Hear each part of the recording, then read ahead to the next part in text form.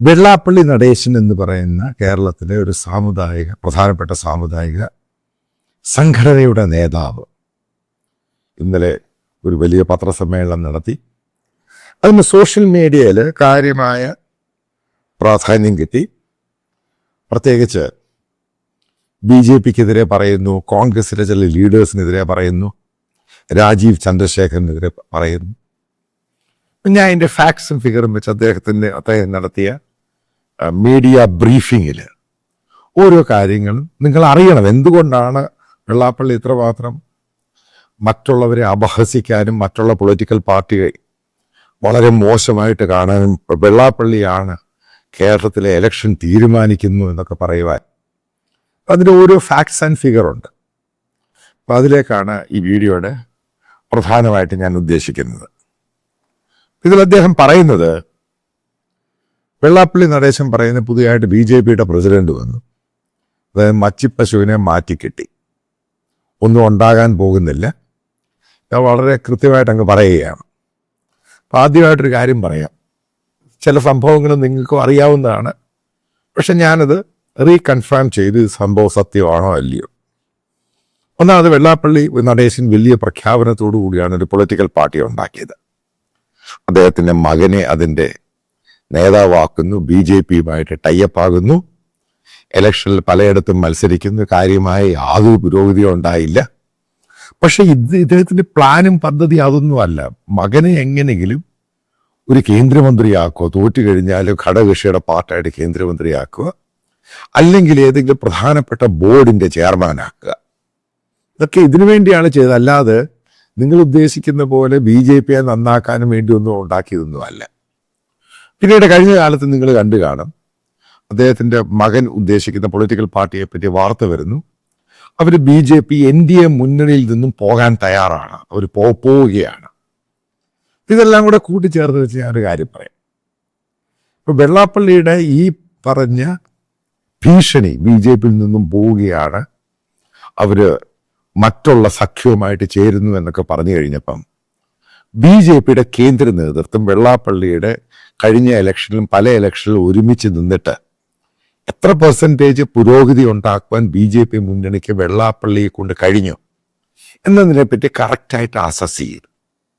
അപ്പോൾ അവരുടെ നിർദ്ദേശം അനുസരിച്ചും കേരളത്തിലെ BJPയുടെ നിർദ്ദേശം അനുസരിച്ചും വെള്ളാപ്പള്ളിക്ക് കാര്യമായിട്ട് ഒരു സ്ഥാനവും കൊടുക്കണ്ട, ഒരു പദവി അവർക്ക് അർഹിക്കുന്നില്ല, ഈ പൊളിറ്റിക്കൽ പാർട്ടി എന്ന് പറയുന്നൊരു യൂസ്ലെസ് ആണെന്നും കേന്ദ്ര നേതൃത്വം വിലയിരുത്തിയ ശേഷം ഒരു ഘടകകക്ഷി എന്ന നിലയിൽ യാതൊരു പ്രാധാന്യവും വെള്ളാപ്പള്ളിക്ക് കൊടുക്കണ്ട എന്ന് നിർദ്ദേശവും നോക്കും. ഇതാണ് പുതിയ BJPയുടെ സ്റ്റേറ്റ് പ്രസിഡന്റ് വന്നപ്പോൾ വെള്ളാപ്പള്ളിക്ക് പൊള്ളിയത്.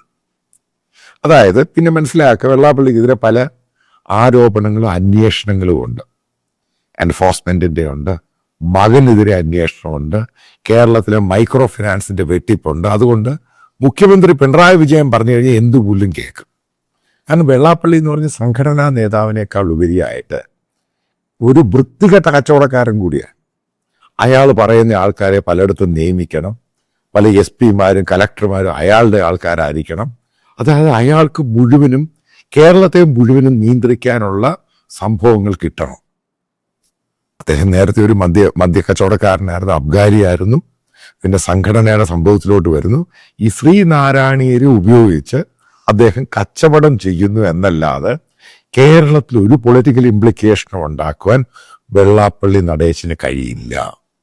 ഇതാണ് ഇതിൻ്റെ കട്ട് ത്രോട്ടായിട്ട് പറയുവാണെങ്കിൽ. അദ്ദേഹം ഒരു പുല്ലുമല്ല കേരള രാഷ്ട്രീയത്തിൽ, ഈ രാഷ്ട്രീയക്കാരും എല്ലാം അയാളുടെ വീട്ടിൽ കയറി നിരങ്ങുന്നു എന്നല്ലാതെ അയാൾ പറഞ്ഞു കഴിഞ്ഞാൽ അയാൾക്ക് സ്വാധീനമുള്ള, ഈഴവ കമ്മ്യൂണിറ്റിക്ക് സ്വാധീനമുള്ള പല മണ്ഡലങ്ങളിലും അയാൾക്ക് 100 വോട്ട് പോലും, ഞാൻ കൃത്യമായിട്ട് പറയാം, 100 വോട്ട് പോലും മറിക്കാൻ പറ്റില്ല ഇവർ പറയുന്നത്. കാരണം കേരളത്തിലെ ഈഴവ കമ്മ്യൂണിറ്റിക്ക് കൃത്യമായിട്ടറിയാം വെള്ളാപ്പള്ളി നടേശൻ ഏറ്റവും വലിയ കള്ളനും അഴിമതിക്കാരനുമാണ്.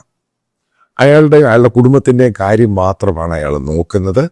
അല്ലാതെ കേരളവുമായിട്ട് ഈഴവരുടെ കാര്യത്തിൽ അയാൾക്ക് ഒരു താല്പര്യവുമില്ല. ഇതൊക്കെ പറഞ്ഞു കൂട്ടുന്നത് അയാൾക്ക് പലയിടത്തും പൊളിറ്റിക്കലി ഇമ്പാക്റ്റ് ഉണ്ടാക്കാൻ കഴിയുമെന്നനുസരിച്ച് അവിടെയുള്ള പല പൊളിറ്റീഷ്യൻസിനെ, ഭരിക്കുന്നവരെ കൂടെ നിർത്തൂ എന്നത് മാത്രമാണ് ഇയാളുടെ ഉദ്ദേശം നമ്പർ 1. അത് മനസ്സിലാക്കിയിട്ടാണ് BJP കേന്ദ്ര നേതൃത്വം ഇയാളെ കംപ്ലീറ്റ് ആയിട്ട് അങ്ങ് സൈഡ് ലൈൻ ചെയ്തു. തുഷാറിനെ അങ്ങ് ഒഴിവാക്കി.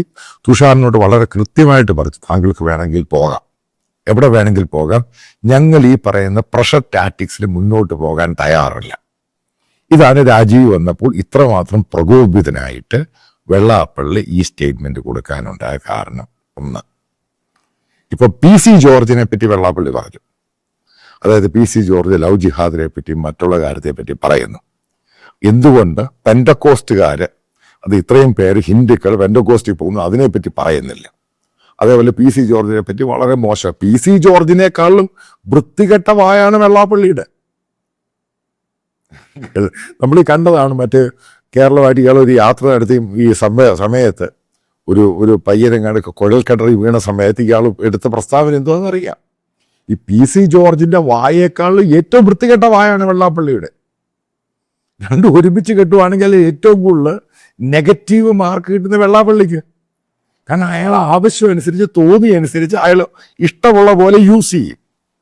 പിന്നെ മറ്റൊരു കാര്യം പറയാം, മോനമ്പം ഇഷ്യൂവായി ബന്ധപ്പെട്ട് അവിടെ ലാറ്റിൻ കാത്തലിക്സ് ഈ പറയുന്ന ഈഴവ കമ്മ്യൂണിറ്റിയുള്ള മത്സ്യത്തൊഴിലാളികൾ ആദ്യം എന്തുവാണ് ഇവര് മിണ്ടാതിരുന്നത്? ഈ തുഷാറും വന്നില്ല, വെള്ളാപ്പള്ളി ആരും വന്നില്ല. പക്ഷേ അവിടെയുള്ള ഈ മത്സ്യത്തൊഴിലാളികളായ ഹിന്ദുക്കൾ, പ്രത്യേകിച്ച് ഈഴവ കമ്മ്യൂണിറ്റിക്കാര് ഈ പ്രക്ഷോഭത്തിന്റെ ഭാഗമായി. അതായത് ഒന്നും ഒരു ഇതും കിട്ടാതെ അവസാനം, കാരണം മുസ്ലിം കമ്മ്യൂണിറ്റിയെ പ്രീണിപ്പിക്കാൻ വേണ്ടിയാണ് വരാതിരുന്നത്. അവസാനം കളി മനസ്സിലായി, കളി കയ്യിൽ നിന്ന് പോയി. അതിൻ്റെ പേരിലാണ് പിന്നെ സപ്പോർട്ടുമായിട്ട് ചെങ്ങലയും ചിങ്ങലയും എന്നൊക്കെ പറഞ്ഞു വരുന്നത്. അതായത് മനസ്സിലാക്കുക, വെള്ളാപ്പള്ളിയും മകനും കൂട്ടരും ഒരു പ്രായോഗിക വളരെ ഓപ്പർച്യൂണിസ്റ്റിക് ആണ്. ഇനി അടുത്തത് പെൻഡക്കോസ്റ്റി പോയ കാര്യം ഞാൻ ലാസ്റ്റ് കൺക്ലൂഡ് ചെയ്യാം ഇതിൻ്റെ ഈ വീഡിയോയുടെ അവസാനം. ഇനി അടുത്തത് അതിനുശേഷം BJPയിൽ നിന്നും വിട്ടു പോയിട്ട് കോൺഗ്രസിലോട്ട് പോകാനുള്ള UDFൽ പോകാൻ ഒരു ശ്രമം നടത്തി. അവന് രമേശ് ചെന്നിത്തല ഭയങ്കര അനുകൂലമാണ്. കാരണം രമേശിനെ മുഖ്യമന്ത്രിയാക്കേണ്ടത് പരസ്യമായിട്ട് പറഞ്ഞ ആളാണ് വെള്ളാപ്പള്ളി. അപ്പം ഈ സമയത്ത് കോൺഗ്രസിന്റെ പ്രതിപക്ഷ നേതാവാണ് VD Satheesan. VD Satheesan cut ത്രോട്ടായിട്ട് പറഞ്ഞ വെള്ളാപ്പള്ളിയുടെ മോനെ എടുക്കത്തില്ല ഈ മുന്നണിക്കകത്ത്. അതാണ് VD സതീശനെതിരെ വെള്ളാപ്പള്ളിക്ക് പോണ്ടത്. അപ്പോൾ കോൺഗ്രസിൻ്റെ അകത്ത് പല നേതാക്കളും പറഞ്ഞ് ഇപ്പം തൽക്കാലം വെള്ളാപ്പള്ളിയെ മകനെ പാർട്ടിക്കകത്ത് എടുക്കേണ്ട, അവർ പുറത്തേക്കേണ്ട, അവർ BJPയിലല്ലാതെ BJP തന്നെ നിൽക്കേണ്ട, തൽക്കാലം ഈ മുന്നണിയിൽ എടുക്കണ്ട. ഇനി വെള്ളാപ്പള്ളിയുടെ ചില വീരവാദങ്ങൾ പറയാം ഓരോന്നായിട്ട്. ആലപ്പുഴ ഇലക്ഷൻ നടക്കുന്ന സമയത്ത് കോൺഗ്രസ് കാൻഡിഡേറ്റിനെ തോൽപ്പിക്കും. കോൺഗ്രസ് കാൻഡിഡേറ്റ് അവിടെ ജയിച്ചു കഴിഞ്ഞാൽ മീശയുടെ പകുതി എടുക്കും, മൊട്ടയടിക്കും. അപ്പം വെള്ളാപ്പള്ളി എന്ന് പറഞ്ഞ കോപ്പ, താൻ ഈ പറഞ്ഞ മീശ എടുത്തോ മൊട്ടയടിച്ചോ? അവിടെ ആരാ ജയിച്ചത്? അപ്പൊ താങ്കൾ ഈ വെല്ലുവിളി നടത്തുന്നതൊക്കെ യൂസ്ലെസ് ആണ്. ഇത് കേരളത്തിലെ എല്ലാവർക്കും അറിയാം. കാരണം താങ്കൾ ഒരു ടൈം പാസ് എന്ന രീതിയിലാണ് ആൾക്കാർ ഇത് സീരിയസ് ആയിട്ട് എടുക്കുന്നേ ഇല്ല, പ്രത്യേകിച്ച് ഈഴവ കമ്മ്യൂണിറ്റി. താങ്കൾക്ക് ഈ തരികിടയും വേലയും തട്ടിപ്പും മൈക്രോ തട്ടിപ്പും സംഭവങ്ങളുടെ എല്ലാ ചരിത്രവും ഇവിടെ ഈ പിണറായി വിജയൻ താങ്കളെ രക്ഷിക്കുന്നു ഒക്കെ എല്ലാവർക്കും അറിയാം. ഇത് താങ്കൾക്ക് ഈ BJPയോട് ചുമ്മാതാ. താങ്കൾക്ക് തിരക്ക് എത്ര കേസുണ്ടെന്നറിയാം EDയുടെ. കൂടുതലൊന്നും ചാടാതെങ്കിരിക്കുക, അതാ ഏറ്റവും നല്ലത്. അല്ലെങ്കിൽ വെള്ളാപ്പള്ളിയുടെ പല കള്ളത്തരങ്ങളും കേരളത്തിൽ നടത്തുന്ന കള്ളത്തരങ്ങളൊക്കെ പൊളിച്ചു പോകും. വെറുതെ കിടന്ന് ബഹളം ഉണ്ടാക്കരുത്. ആ NDAക്കകത്ത് നിൽക്കുന്നതുകൊണ്ട് മാത്രമാണ് പല കേസിൽ നിന്നും താങ്കൾ ഊരിപ്പോകുന്നത്. അല്ല ആക്ഷൻ എടുക്കാതിരിക്കും. ഇതൊന്നും പറഞ്ഞ പോലെ ബറീഡൊന്നും അല്ല. ഇതൊക്കെ ഏത് സമയത്തും വെള്ളാപ്പള്ളി നടേശനെതിരെയും മകനെതിരെയും പൊങ്ങി വരും. കാരണം അതേപോലെ ഇല്ലീഗൽ ആക്ടിവിറ്റീസാണ് നിങ്ങൾ രണ്ടും നടത്തിയേക്കുന്നത്.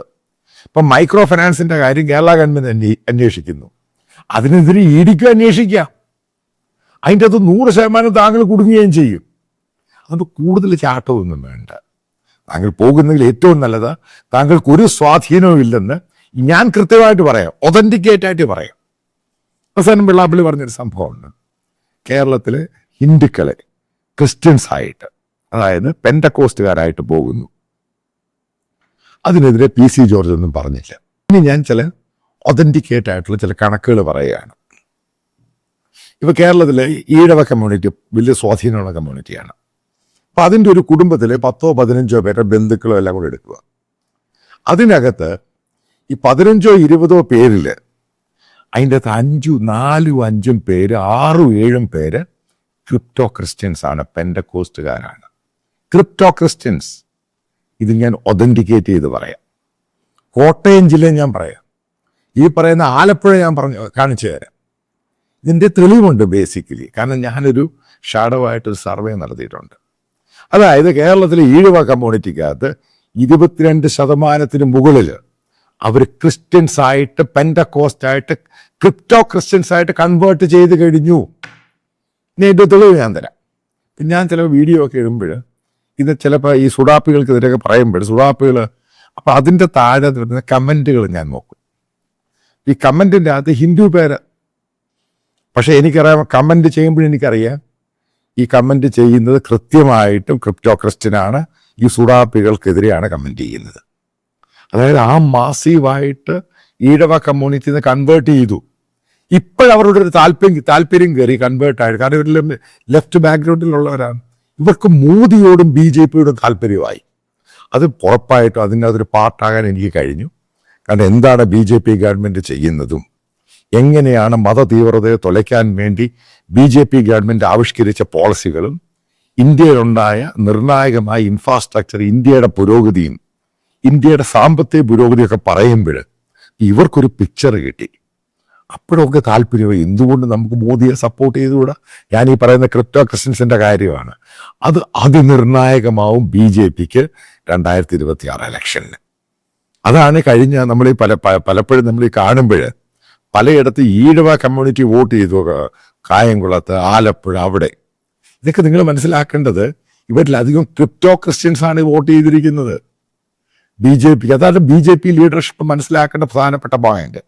ഇനി വെള്ളാപ്പള്ളിയോട് ഞാൻ ചോദിക്കട്ടെ, താങ്കളുടെ സംഘടനയെ SNDP എന്തുകൊണ്ടാണ് ഇത്രയും ആൾക്കാർ പോയപ്പോൾ നിങ്ങൾ അവരെ തിരിച്ചു കൊണ്ടുവരാൻ ഒരു കർമ്മം നട? കാരണം താങ്കൾക്ക് താല്പര്യമൊന്നുമില്ല കാരണം അതിനോടുള്ള താല്പര്യമൊന്നും വെള്ളാപ്പള്ളി നടേശനും അദ്ദേഹത്തിൻ്റെ മകനൊന്നുമില്ല. അതാണ് അതിൻ്റെ പ്രധാനപ്പെട്ട കാരണം. പിന്നെ ഈഴവ കമ്മ്യൂണിറ്റി ഇത്രയും ഇത് പോയിട്ടുണ്ട്. ഞാനൊരു അടുത്ത കണക്ക് പറയാം. കേരളത്തിന് പുറത്ത്, അതായത് north Indian, western India, eastern India ഭാഗത്ത് ഈ പെൻഡക്കോസ്റ്റ് പാസ്റ്റർമാരിൽ മലയാളികൾ ഇഷ്ടംപോലെ പേരുണ്ട്. പല ഭാഗത്ത് ഇന്ത്യയുടെ റിമോട്ട് ഏരിയയിൽ ജോലി ചെയ്യുന്നവരുണ്ട്, കാരണം മിഷൻ വർക്ക് ചെയ്യുന്നവരുണ്ട്. അതിൽ 15 മുതൽ 20% ഈഴവ കമ്മ്യൂണിറ്റിയാണ്. ഞാൻ വേണമെങ്കിൽ തെളിവ് വരാം. കാരണം അവരിവിടുന്ന് അവിടെ പോയി അവിടെ മിഷൻ വർക്കിന് പോയേക്കും. അവരുടെ ലൈഫായി, അവരുടെ കുടുംബമായി, കുട്ടികളായി, അവർ ചിലർക്ക് സ്കൂൾ നടത്തുന്നവരുണ്ട് പലരും. അവർ കേരളത്തിലെ ഈഴവ കമ്മ്യൂണിറ്റിയിലുള്ളവരായിരുന്നു. ഇനി കേരളത്തിലെ ദളിത് കമ്മ്യൂണിറ്റി, അതിനകത്ത് 60% മുകളിൽ ക്രിസ്ത്യൻ ബിലീവേഴ്സാണ്, പെൻഡക്കോസ്റ്റുകാരാണ്. ഞാൻ തർക്കിച്ച് പറയാം. ഇതിനൊക്കെ കാരണം എന്താണ്? വെള്ളാപ്പള്ളി നടേശ, താങ്കളുടെ സമുദായം ഈ പറയുന്നവരെ അപ്ലിഫ്റ്റ് ചെയ്യാൻ തയ്യാറായില്ല. അവർക്ക് സോഷ്യൽ ലൈഫ് കിട്ടിയില്ല. അപ്പോഴവൻ്റെ അകത്ത് വന്നപ്പോൾ സോഷ്യൽ ലൈഫ് കിട്ടി, അവരുടെ ലൈഫ് മാറി, അവർ ചേഞ്ചായി. ഇതിനകത്ത് കൺവേർഷനേക്കാളിലും അവരിലുള്ള മനം മാറ്റമാണ് എൻ്റെ ഏറ്റവും പ്രധാനപ്പെട്ട കാരണം. സാമ്പത്തിക പ്രശ്നം, മറ്റുള്ള പല ഇഷ്യൂസ് ഉണ്ട്. അവർക്ക് അതിൻ്റെ അകത്ത് അവരുടെ ലൈഫ് അവർ കൺട്രോൾ ചെയ്യാൻ സാധിച്ചു. കൺട്രോൾ ചെയ്യുന്ന അവരിങ്ങനെ മിഷൻ വർക്കും ഈ പരിപാടി ക്രിപ്റ്റോ ക്രിസ്ത്യൻസ് ആയിട്ട് പോകുന്നു. ഇത് വലിയ മാറ്റമാണ് ഈ ഈഴവ കമ്മ്യൂണിറ്റിയിൽ ഉണ്ടാക്കിയേക്കുന്നത്. ഇവർ മുൻപൊക്കെ CPM-നൊക്കെ വേണ്ടിയാണ് വോട്ട് ചെയ്തിരുന്നുവെങ്കിൽ ഈ 2026 ഇലക്ഷന് വലിയ മാറ്റം ഉണ്ടാകും. അവർ BJPക്ക് വോട്ട് ചെയ്യും. കാരണം അതിൻ്റെ സിംറ്റംസും ലക്ഷണമൊക്കെ ഞാൻ പറഞ്ഞു കഴിഞ്ഞു. ഇതിൻ്റെ കാരണം എന്താണ്? കാരണം ഇവരെല്ലാം ഇന്ത്യ സ്നേഹികളാണ്. ഇനി ഇതിനകത്തെല്ലാം കൂടെ കണക്ക് കൂട്ടി നോക്കുകയാണെങ്കിൽ വെള്ളാപ്പള്ളി പറയുന്ന ഒരു പുല്ലും ഈ കേരളത്തിൽ ഒരു പുല്ലും നടക്കാനും പോകുന്നില്ല. ചുമ്മാ അത് നിങ്ങൾ ട്രബിൾ ഉണ്ടാക്കി ED-യുടെ കേസും കേരള പോലീസിൻ്റെ കേസ് തലയിൽ വെച്ച് കഴിഞ്ഞാൽ ഈ പ്രായത്തിൽ വെള്ളാപ്പള്ളി ജയിലിൽ പോകുന്നത് കാണാനുള്ള ഒരു, കാരണം നമ്മളന്ന് സുഹൃത്തുക്കളാണ്. അത് എനിക്കത് ഇഷ്ടമല്ല. അതുകൊണ്ട് നടേശൻ ചേട്ടൻ വീട്ടിൽ ഇരിക്കുന്നതാണ് ഏറ്റവും നല്ലത്. മകനെ രാഷ്ട്രീയത്തിൽ പറഞ്ഞു വിടുക. കാരണം എനിക്കറിയാം BJP എങ്ങനെയാണ് വർക്കൗട്ട് ചെയ്യുന്നത് നാഷണലി. കാരണം താങ്കൾ മര്യാദയ്ക്ക് അത് ഈ പറയുന്ന ഇന്ത്യ ഭരിക്കാനും കേരളം ഭരിക്കാനും ഈ പ്രായത്തിൽ താങ്കൾ പോകണ്ട. താങ്കൾക്ക് നല്ല പണി തരും. അത് അറിയാവുന്നവർ തന്നെ എന്നോട് പറയുകയും ചെയ്തു. നിങ്ങൾക്കറിയാം, കഴിഞ്ഞ 2 ആഴ്ച കൊണ്ട് ഞാൻ നിങ്ങളോടൊരു കോൺട്രിബ്യൂഷൻ വേണമെന്ന് അഭ്യർത്ഥിക്കുകയാണ്. അതിന്റെ വീഡിയോ റൺ ചെയ്തു ഈ വീഡിയോയുടെ അവസാനം. അപ്പൊ അതിനകത്ത് ചില പ്രശ്നങ്ങളുണ്ടായി. കാരണം ബാങ്കുകളുടെ ചില ലിമിറ്റ്, അതേപോലെ GPay, ഗൂഗിൾ പേ, UPIയുടെ ചില ലിമിറ്റ്, അപ്പൊ അതൊക്കെ റെക്ടിഫൈ ചെയ്തിട്ട് പുതിയ അക്കൗണ്ടും ഡീറ്റെയിൽസും അതേപോലെയുള്ള റെസ്ട്രിക്ഷൻസും ഉണ്ടാവുകയില്ല. വിദേശത്തുള്ളവർക്ക് കറണ്ട് അക്കൗണ്ടിൽ അയക്കാനുള്ള ബുദ്ധിമുട്ട് അത് മാറ്റിയിട്ട് പേഴ്സണൽ അക്കൗണ്ട് എടുത്തിടുന്നുണ്ട്. കൃത്യമായിട്ടൊരു കാര്യം പറയാം, ഓരോ രൂപയ്ക്കും അക്കൗണ്ടബിൾ ആണ് ഞാൻ ജനങ്ങളുടെ കയ്യിൽ നിന്നാണ് ഈ പണം സ്വരൂപിക്കുന്നത്. അജണ്ട ഒറ്റ സംഭവമേ ഉള്ളൂ. കേരളത്തിൽ ഇന്ന് നടന്നുകൊണ്ടിരിക്കുന്ന മീഡിയ സംസ്കാരം, അതായത് ഒരു പ്രത്യേക വിഭാഗത്തിന് വേണ്ടി മതതീവ്രവാദ വിഭാഗക്കാർക്ക് വേണ്ടി ഇവിടുത്തെ ചാനലുകളും മീഡിയയും അവർ ഗെയിം കളിക്കുകയാണ്. നമ്മൾ മനോരമയുടെ കേസ് എടുത്ത് നോക്കുക, എന്താണ് ഇത് സംഭവിച്ചത്? മനോരമയിൽ നിന്നും ഒരിക്കലും എക്സ്പെക്ട് ചെയ്യാത്ത രീതിയിലാണ് സംഭവം ഉണ്ടായത്. അപ്പൊ നമുക്കിത് പൊളിച്ചേ മതിയാവത്തുള്ളൂ. ഇപ്പോൾ എന്റെ കൂടെ സഹകരിക്കുക എന്നുള്ളത് മാൻഡേറ്ററി അല്ല. നിങ്ങൾക്ക് ഇഷ്ടമുള്ള രീതിയിൽ സഹായം 1 രൂപയാണെങ്കിലും അത് ബോണ്ടേജ് ആയിരിക്കും. ഇതുമായിട്ട് ബന്ധപ്പെട്ട് ഞാൻ വരാൻ പോകുന്ന സമയത്ത് ഇതൊരു 24 hours ന്യൂസ് ചാനലായിരിക്കും.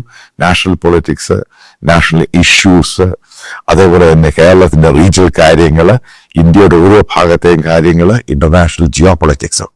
ഇപ്പൊ നല്ല കുറച്ച് ആൾക്കാരെ ഞാൻ സെലക്ട് ചെയ്തിട്ടുണ്ട്. അവരൊക്കെ എൻ്റെ കൂടെ ജോയിൻ ചെയ്യാൻ തയ്യാറാണ്. അപ്പൊ അതുമായിട്ട് ബന്ധപ്പെട്ടാണ് എനിക്ക് ഇങ്ങനെ ഒരു ഫിനാൻഷ്യൽ സപ്പോർട്ട്, ക്രൗഡ് ഫണ്ടിങ്. ഒരു സ്പോൺസറും ഇല്ല, ഒരു അഡ്വർടൈസേഴ്സും ഇല്ല, ജനങ്ങളാണ് ഫണ്ട് ചെയ്യുന്നത്. ഉറപ്പായിട്ടും ഇത് കുറച്ച് കഴിയുമ്പോൾ ഇത് വലിയൊരു സംഭവം ഇന്ത്യയിലായിട്ട് മാറും. നിങ്ങൾക്ക് എൻ്റെ എക്സ്പീരിയൻസ് അറിയാം, 10-30 വർഷം ഈ ഫീൽഡിലുള്ള എക്സ്പീരിയൻസ് ആണ്. അപ്പം നല്ല ആൾക്കാർ, നല്ല ടാലന്റഡ് ആയിട്ടുള്ള ആൾക്കാർ, ദേശീയതയുള്ള ആൾക്കാർ ജോയിൻ ചെയ്യാൻ തയ്യാറാണ്, മൾട്ടിപ്പിൾ ലാംഗ്വേജിൽ.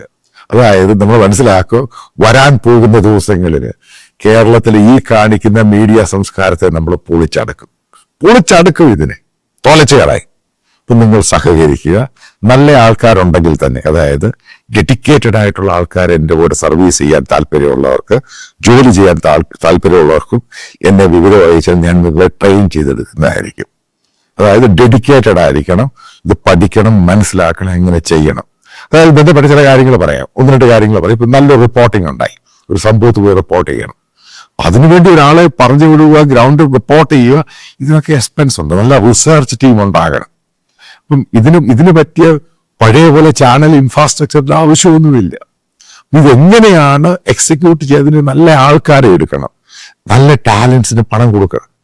അതൊരിക്കലും ഫ്രീ ആയിരിക്കത്തില്ല. മോശമായ ടാലൻസിന് അത്രയും പണം കൊടുത്താൽ മതി. നല്ല ടാലൻസിന് പണം കൊടുത്തേ മതിയാവത്തുള്ളൂ. അതാണ് ഇതിൻ്റെ ബേസിക് ഇഷ്യൂ എന്ന് പറയുന്നത്. അപ്പൊ അങ്ങനെയുള്ളവരെ എടുക്കാൻ എനിക്കറിയാവുന്ന പല ടീമംഗങ്ങളുണ്ട്. എൻ്റെ കൂടെ തെഹൽക്കയിലും മറ്റു പല ചാനലുകളിലൊക്കെ വർക്ക് ചെയ്ത് ഹൈലി ടാലന്റഡ് ആയിട്ടുള്ള ആൾക്കാരുണ്ട്.